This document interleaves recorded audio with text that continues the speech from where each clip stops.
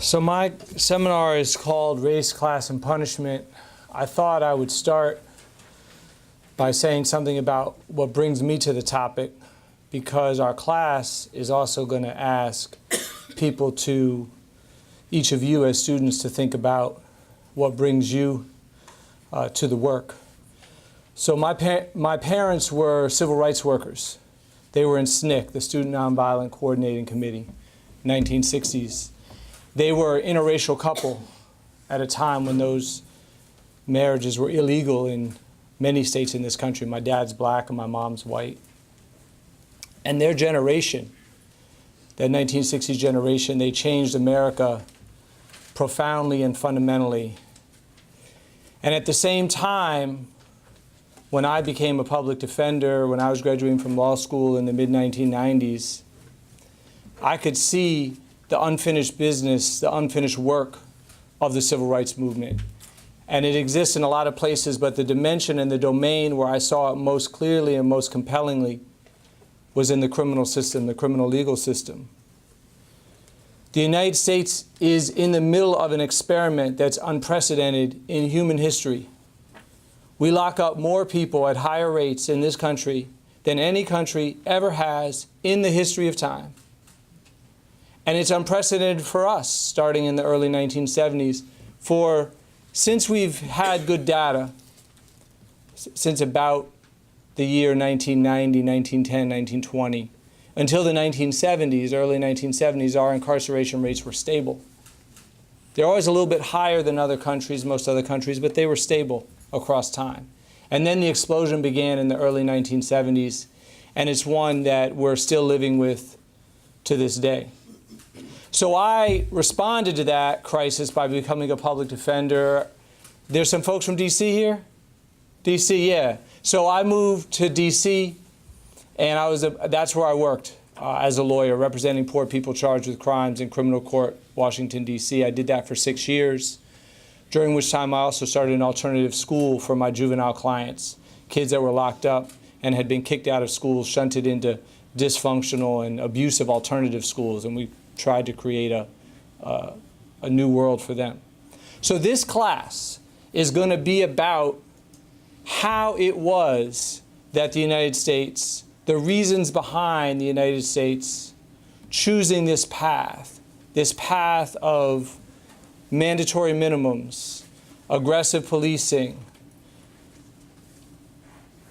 lifetime punishments, so that if you have a criminal conviction, you can't get a job, you can't get into university, you can't get access to public housing. Life without parole sentences, the death penalty, solitary confinement, abusive prison conditions. That whole package that has become our criminal system, our criminal legal system, we're going to study how we created it. We're also going to study its consequences on daily lives in our communities, especially black and brown communities, where we're now at the point where 1 in 3 young African-American men is under criminal justice supervision in this country. 1 in 6 young Latino men, the same. Black women are the largest single growing portion of our prison population. So we're going to study how this has impacted communities. And then in the final part of the seminar, we're going to study responses. We're going to study solutions. We're going to study ground up, in many cases citizen-led, in many cases led by young people and their families, responses to this system that's been created and the efforts that have taken place, especially in the last 5 years, last 7 years, to undo some of this extraordinary damage. So at the end of the seminar, I hope that you will leave with both an understanding of what we've built in this country, an understanding of its impact, and also an understanding of things that you can do, that we can do, that your students can do, that individual citizens and communities can do to create a fairer, safer, more just, and more humane society. Thank you.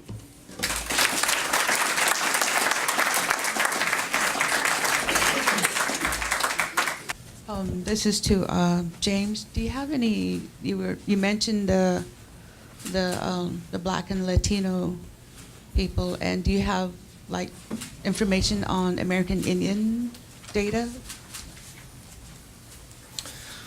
I don't have it at the ready, that is to say, I don't have it in my head to report to you today, but it exists, and we would definitely be able to discuss it in the context of the seminar.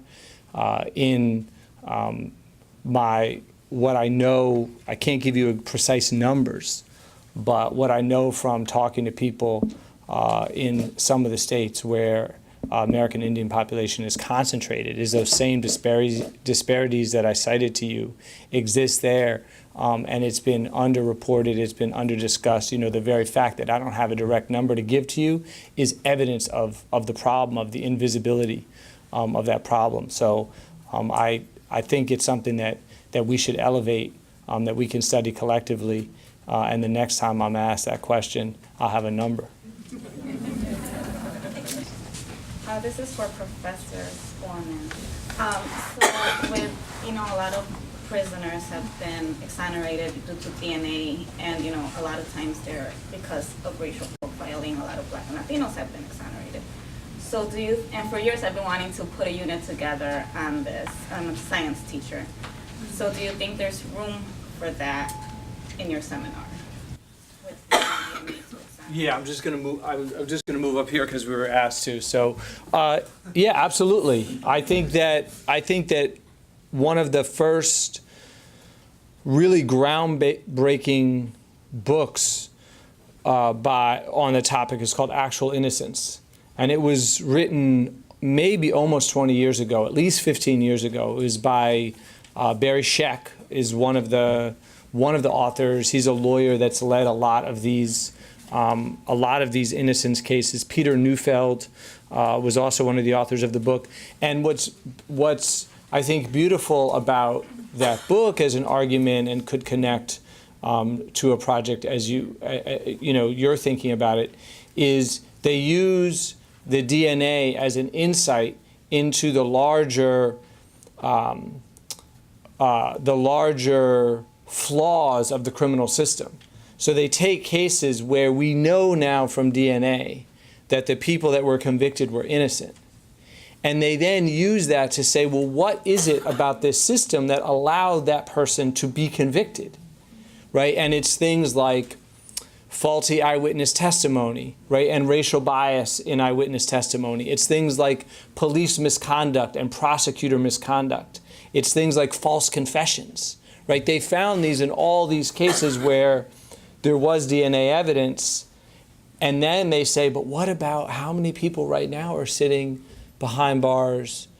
And there was no DNA, right? Because the DNA is a tiny portion of the actual criminal cases that we have. So CSI, notwithstanding. And so, yeah, I very much think that would be appropriate. I'm just wondering if you know of any sources that can help with littles, because I'm teaching in an elementary school, but would like to make this relevant information for my students. What grade? 4th and 5th. But it's their life. Yeah. So this would be, so I have a 3rd grader. So I don't have an answer to that question. But it would be an incredibly fascinating one for me to explore, just for my own, just personal reasons as well. So I don't. I'm open to it. I know there's, I can think of a graphic novel that's been done written by Mark Maurer. The title is The Race to Incarcerate, and it's based on a book that he wrote that's for, probably high school and college level, but he wanted to make it more accessible. I haven't looked at that book to figure out, is it written for, 10th graders or is it written for 4th graders, but it seems like we should be able to do something.